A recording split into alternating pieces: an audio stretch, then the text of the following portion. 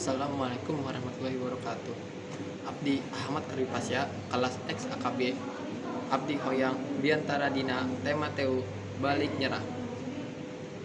Kasadayana bapak atau ibu guru sareng rarancengan nu dipika cinta. Hayu urang sami-sami muji syukur ka Gusti nu Maha Kuasa. Nu parantos maparin kasehatan sareng kasempatan ka urang sadayana. Kiwari abdi bade nyanggekeun pidato pondok kalayan judul Teu Bolek Nyerah atawa Pantang Menyerah. Rerencangan sadaya dina kahidupan urang pasti bakal ngalamin halangan, gagal, jeung susah.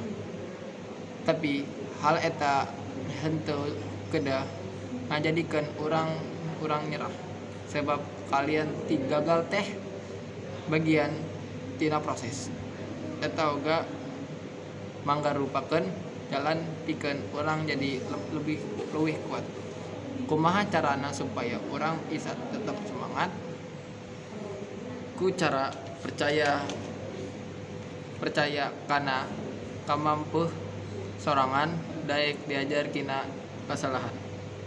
Jeung ulah hirap pikeun terus ngadoa serta usaha satena pola.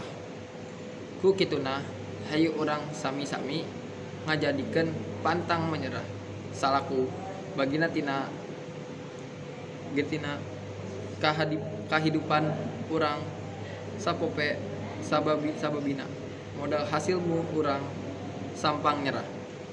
Sakitu pidato ti abdi musiati asa jaton motivasi asur urang sadayana. Hapuntenun bieh aya kasalahan. Wassalamualaikum warahmatullahi wabarakatuh.